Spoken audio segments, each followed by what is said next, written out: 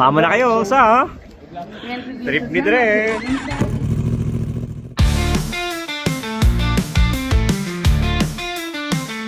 Sama na kayo sa trip na magpapayaman ang ating kaalaman. Sama na kayo sa trip na magdadala sa kaganapan ng buhay. Sama na kayo sa trip ni Dre.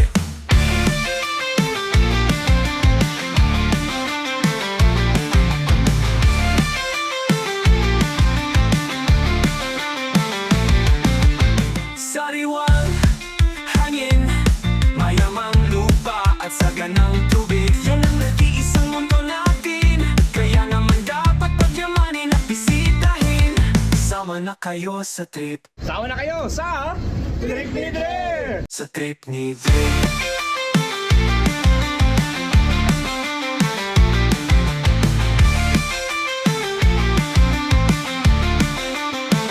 Sama na kayo sa trip na magpapayaman ng ating kaalaman. Sama na kayo sa trip na magdadala sa kaganapan ng buhay. Sama na kayo sa trip ni Dre. Sa trip ni Dre.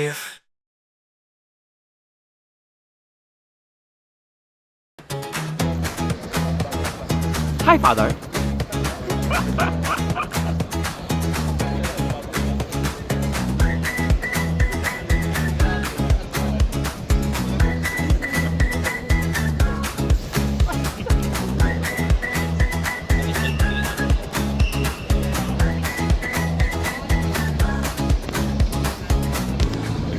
Aba, mukhang may lakad ng mga padres. Saan ang punta?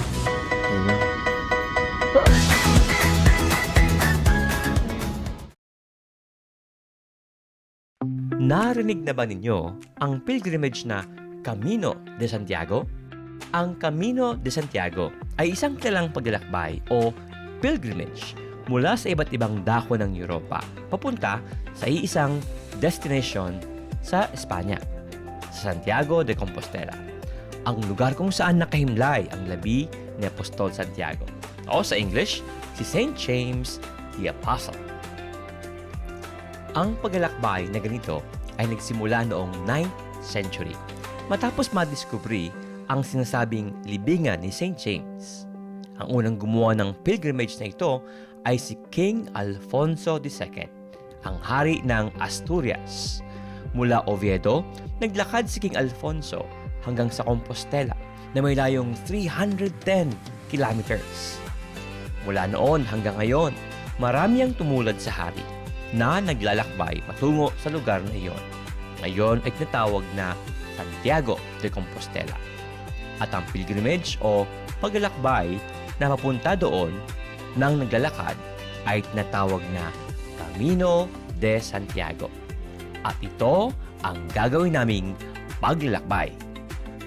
Bali, 36 kaming pare na papunta ng Roma. Kasama ang kardinal, tapos the rest, mga pari sa Archdiocese of Manila.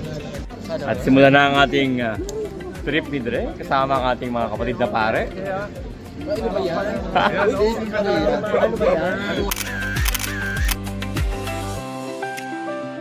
Bago lumipad ang plane, huwag kalimutan ang prayer for travelers. In the name of the Father, of the Son, and the Holy Spirit. Amen. O Almighty and merciful God, who has commissioned thy angels to guide and protect us, command them to be our assiduous companions from our setting out until our return, to clothe us with their invisible protection, to keep from us all danger of collision, of fire, of explosion, of fall and bruises, and finally, having preserved us from all evil, and especially from sin, to guide us to our heavenly home. Through Jesus Christ, our Lord. Amen. In the name of the Father, of the Son, and the Holy Spirit. Amen.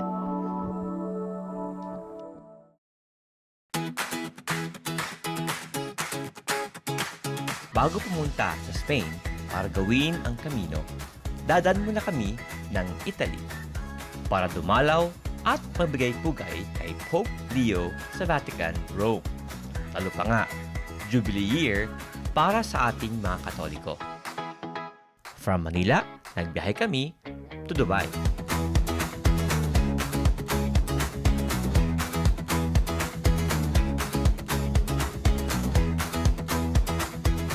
Then, sa Dubai, saglit na layover, tapos biyahe na to Rome.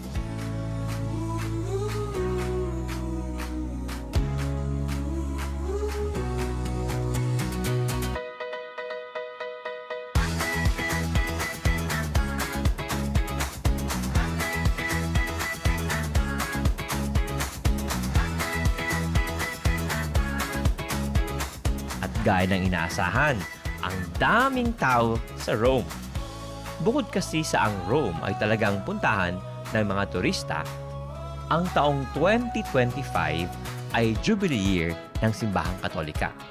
Kaya, gaya namin, marami ang nagpipilgrimage sa sentro ng Katolisismo, ang Rome, kung nasaan ang Vatican. Ano ang Jubilee Year?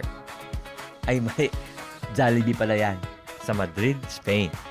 Sa Bible nakaugat ang matandang tradisyon na ito ng Katolisismo, particularly sa Book of Leviticus. Originally, ito ay every 50 years. Pero noong 1470, si Pope Paul II ay nagtakda na maging every 25 years ang Jubilee.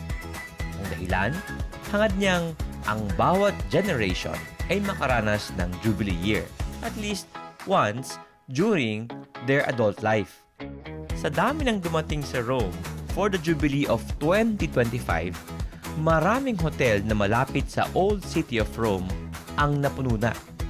Kaya ang hotel namin medyo malayo na sa sentro. Pero okay na din kasi malayo sa ingay at madaming tao. Hi, it's nice to be back.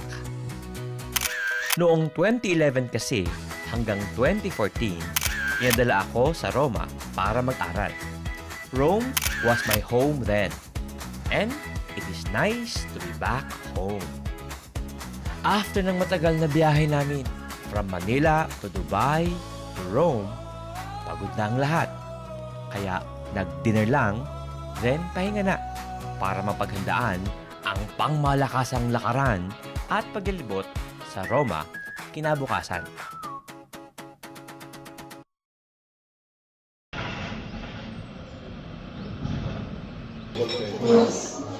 Tapos may service? Yes, Father. Unity ticket? Lord mo, good morning. Morning. Yan. Ang ating mga Rome tips, si Father Alden Pagano.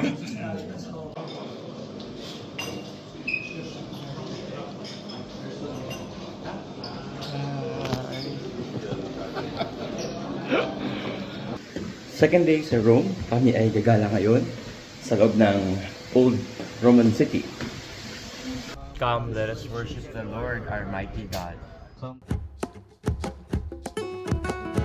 Sa bus na kami, nag-morning prayer. The holds in his hands the depths of the earth and the highest mountains as well. Ang aming unang pinuntahan ay ang unang-unang simbahan ng mga Kristiyano, ang tinuturing na isa sa pinakamahalagang simbahan sa kasaysayan ng Katolisismo. Ito ang Basilika ng St. John Lateran dito sa Rome. At ito ay may titulong Omnium Urbis et Orbis Ecclesiarum Mater et Caput, o the mother and head of all churches in the city and the world. Ang simbahan na ito ay ang Cathedral ng Roma. Nandito kasi ang Cathedra o ang trono ng obispo ng Roma. At sino ang obispo nila?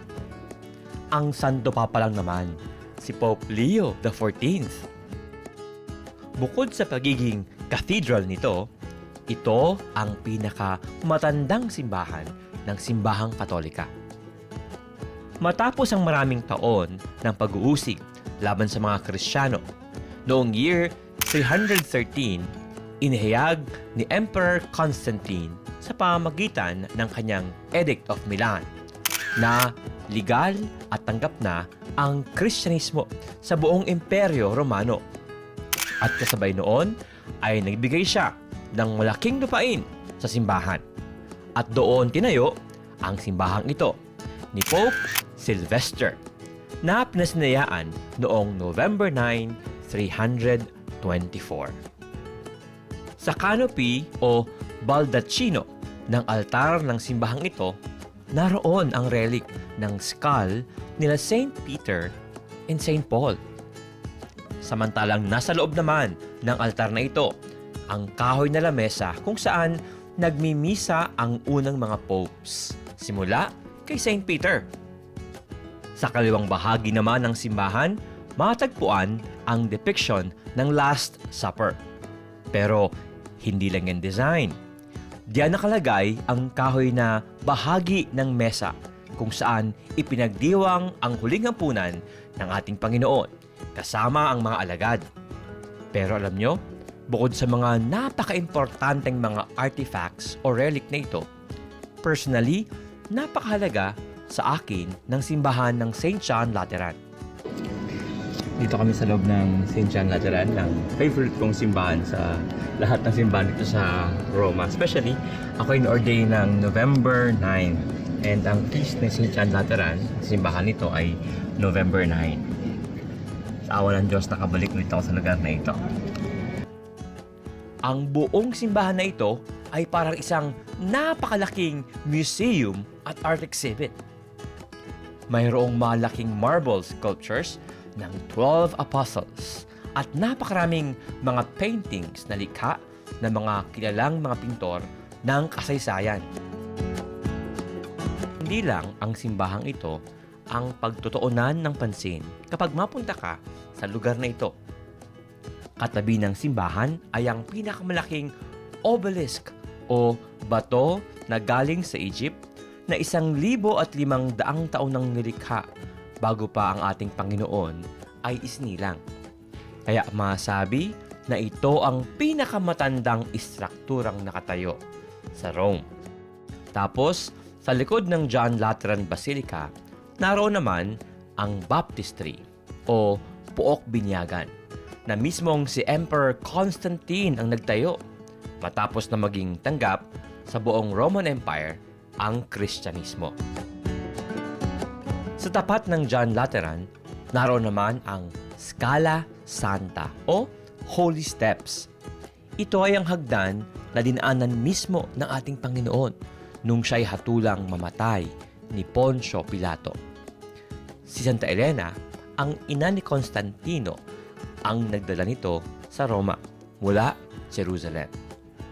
At bilang tradisyon, ang mga tao na umakyat sa hagdan na ito ay huminto sa bawat hakbang, sa bawat baitang, para manalangin ng kanilang intentions. At mayroon pang umakyat dito ng paluhod. Hindi pwedeng kumuha ng pictures o videos sa loob nito upang igalang ang kasagraduhan ng lugar at para hindi madistract ang mga taong mataimtim na nagdarasal para sa kanilang mga pangangailangan. Malapit na din sa lugar na ito ang isa pang importanteng simbahan ng Roma, ang Basilica ng Holy Cross in Jerusalem. Pwede itong lakarin galing St. John Lateran. Napaka-importante ng simbahang ito. Ito ang tinatawag na Reliquary Church ng Rome. Dito kasi matagpuan ang ilang napaka-importanteng relics para sa mga Catholics. Bukod sa antigo ang simbahang ito at tinayo noong 4th century, sa simbahang ito matagpuan ang relics ng Passion of our Lord. Nandito sa simbahang ito ang bahagi ng krus na pinagpakuan kay Jesucristo. Andito din ang karatulang nakalagay sa krus ni Jesus. Jesus, Hari ng mga Hudyo. Andito ang isa sa mga pako na ginamit kay Jesus at 2 tinik mula sa korona na ipinutong sa kanyang ulo. And lastly, andito din ang relic ng daliri ni Apostol Santo Tomas na kanyang pinasok sa tagiliran ni Jesus upang tiyakin ang kanyang muling pagkabuhay, ang daliring humawak sa katawan ng Diyos na nagkatawang tao na namatay at muling nabuhay. Mula sa simbahang ito, sumakay na kami ng bus dahil malayo-layo ang next destination. Ang isa pang napakahalagang simbahan sa ating mga Katoliko, ang pinakamatandang simbahan in honor of Mama Mary, ang Santa Maria Maggiore. Ang simbahang ito ay tinuturing na largest and most important church dedicated to the Virgin Mary. Sinasabing noong year 352, nagpakita ang mahal na birhen kay Pope Liberius upang hilinging magtayo ng simbahan. At ang mahal na birhen daw mismo ang nagturo ng floor plan ng magiging simbahan sa pamamagitan ng outline ng snow o niebe. May mga popes ding nakahimlay sa simbahang ito at kabilang roon si Pope Francis. Dito sa ilalim ng main altar ng St. Mary Major Basilica ay naroon ang relikwaryo kung saan nakalagay ang kahoy na mula sa manger ni Jesus doon sa Bethlehem nung siya'y pinganak, ang Holy Cradle. Ang hindi alam ng mga turistang pumapasok sa simbahang ito ay ang isang napaka-importanteng portrait ni Mama Mary na nasa isang tabi lang ng simbahan. Ang portrait na kilala bilang Maria Salus Romani o Mary Protector of the Roman People. Ang icon na ito kasi ang pinaniniwalaang ipininta mismo ni St. Luke the Evangelist, ang nakakwentuhan ni Mary tungkol sa kabataan ni Jesus na kanyang naisulat sa first part ng kanyang gospel, The Infancy Narratives of Jesus.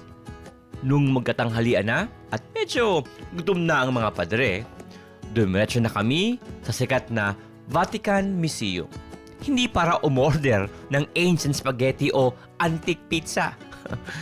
Sa Vatican Museum kasi ay may kantin at doon na kami magkatanghalian bago magpakaligaw sa napakalaking museum na ito.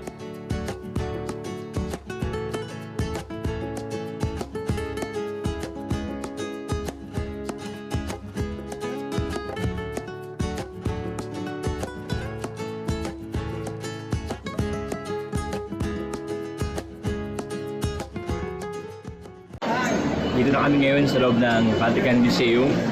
Kasama sila Father Leo. Ayan. So kami kukuha ng mga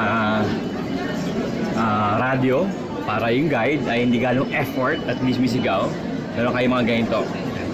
Although may sariling radyo dito sa loob ng Vatican Museum. Nag-lunch lang sandali, then lakad na naman. Sabi nga ng mga Italiano, andiamo! Ang sabi, the Vatican Museum is one of the most extensive and significant art collections in the world. Naka-exhibit kasi dito ang 3,000 years na kasaysayan mula sa ancient Egypt artifacts hanggang sa mga contemporary paintings. Kung lalakarin mo raw ang bawat hall ng Vatican Museum, ikaw ay makakalakad ng 14.5 kilometers. And if you spend just 1 minute sa bawat item na nasa loob ng museum na ito, kakailanganin mo ng 14 days of continuous walking without sleeping or eating para matingnan ang lahat.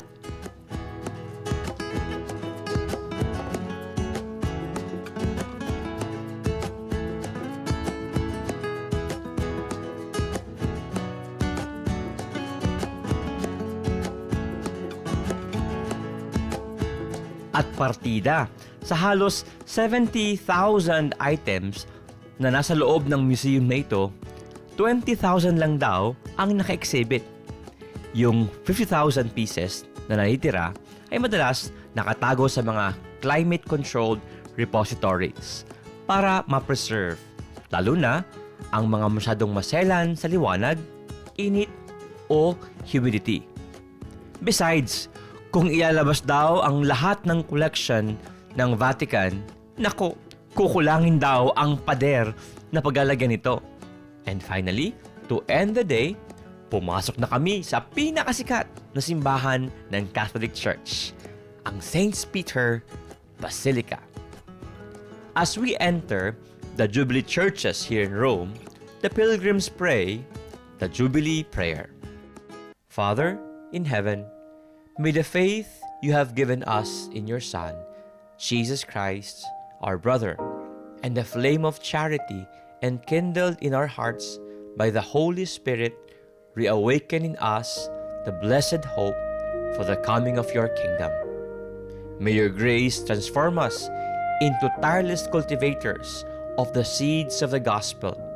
May those seeds transform from within both humanity and the whole cosmos in the sure expectation of a new heaven and a new earth, when, with the powers of evil vanquished, your glory will shine eternally.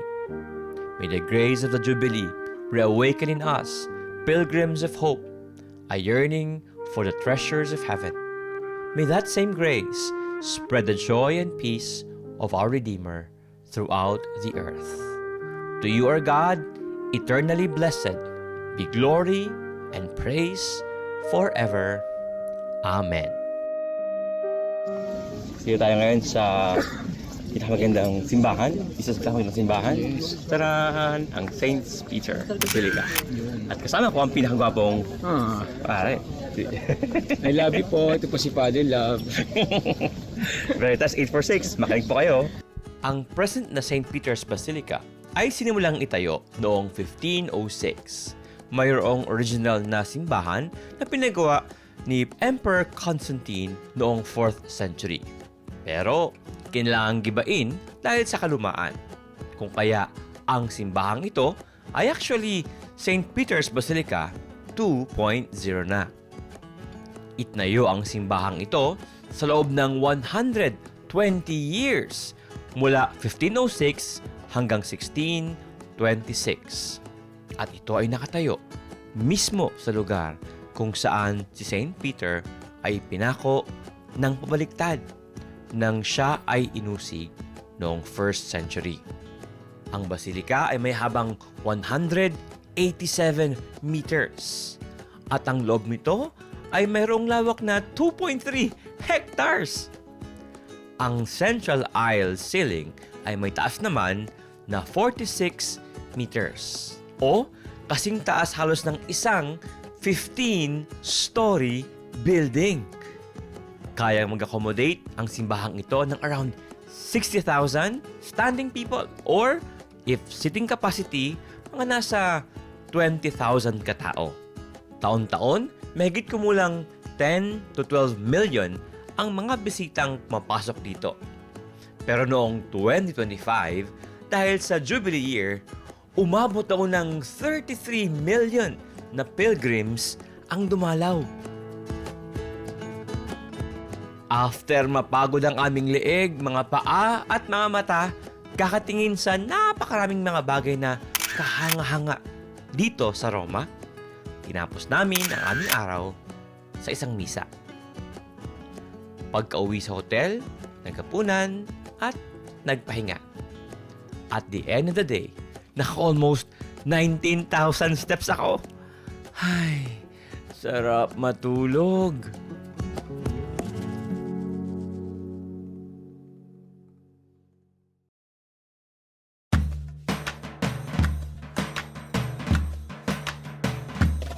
Kinabukasan, maaga kaming umalis sa hotel.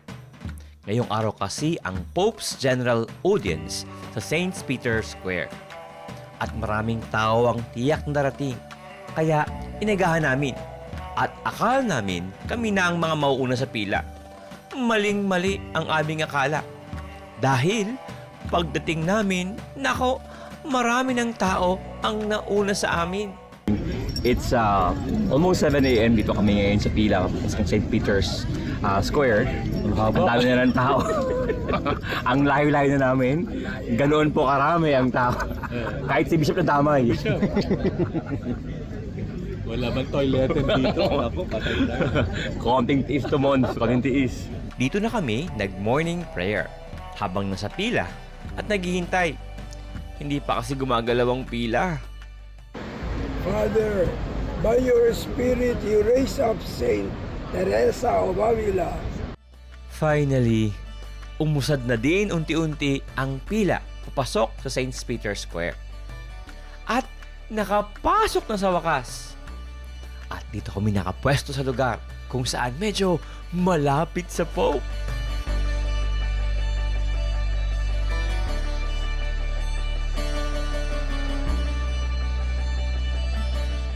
Dito na kami sa harap ng St. Peter's Basilica.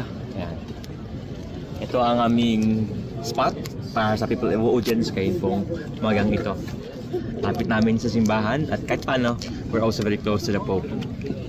Every Wednesday ng umaga, lumalabas at lumilibot ang Santo Papa sa St. Peter's Square para i-welcome ang lahat ng mga pilgrims na pumunta at dumalaw. Pag Wednesday General Audience, napakaraming mga bisita na galing sa iba't ibang bahagi ng mundo at nagsasalita ng iba't ibang wika dito sa Roma, kasama ang Santo Papa. Pinagbubuklod ng isang pananampalatayang Katoliko. Sa mga pagkakataong ito, talagang iyong maranasan ang universality ng ating simbahan. At yan mismo ang ibig sabihin ng salitang Katoliko. Mula sa salitang Griego na Katholikos, we are universal.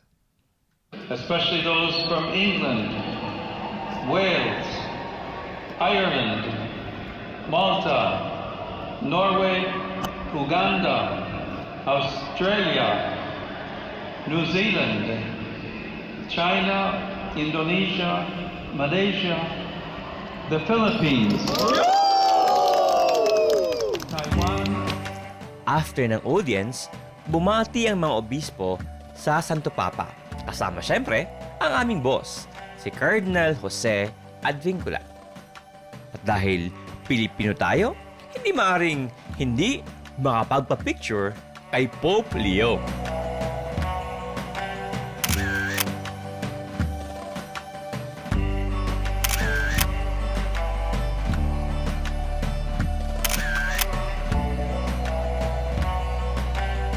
After the general audience with the Holy Father, humiwalay muna ako sa grupo para dalawin ang university kung saan ako nag-aral ng ilang taon dito sa Roma, ang University of the Holy Cross o Università della Santa Croce.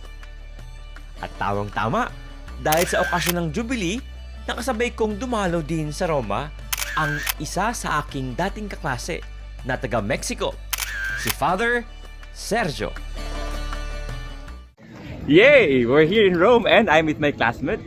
Well, when I was studying here in Rome, Sergio is one of my classmates. So we are now here walking in Rome, going to Castel Sant'Angelo. Ah, there you go. So, noi parliamo un po' in italiano, quindi non posso parlare più. Allora, ciao! Dinalaw namin ang aming dean at mga professors. Mahabang kwentuhan over lunch sa pag-reminisce ng aming time dito sa Roma. At gayon din, kwentuhan kung ano ang aming kasalukuyang pinagkakabalahan sa sariling diocese. Ora siamo qui visitando il bar che tanti studenti, tante generazioni di studenti hanno chiesto e non hanno avuto. Ciao! Ciao, ciao! Ciao! Mangiamo veramente come romani.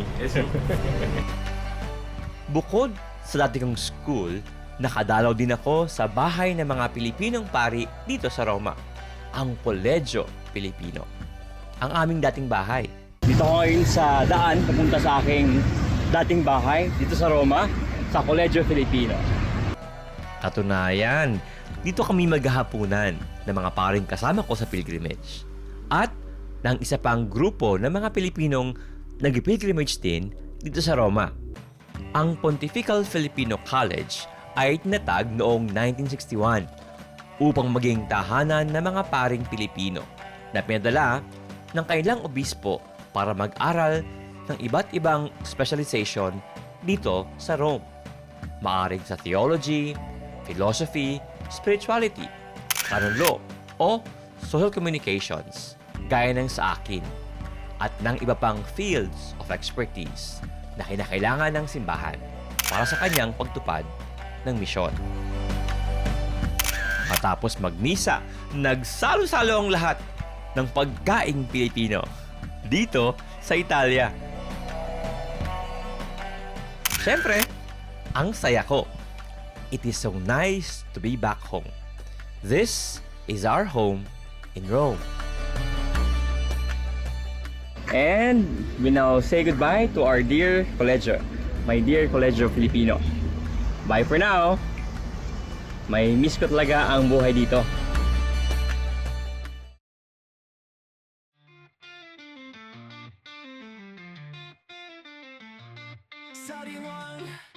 Bago kami magsimula ng challenging na Camino de Santiago, dadaan na din muna kami kay Saint Padre Pio at Saint Francis of Assisi para hilingin ang kanilang basbas at intercession para sa aming ligtas at pagtagumpay na mahabang paglalakbay. Kaya, sa susunod na episode, samahan niyo ulit ang mga pari sa aming paglalakbay dito sa mga lugar na pinagmulan ng ating pananampalataya sa Italia at sa Espanya. In the meantime, dito muna magtatapos ang episode na ito.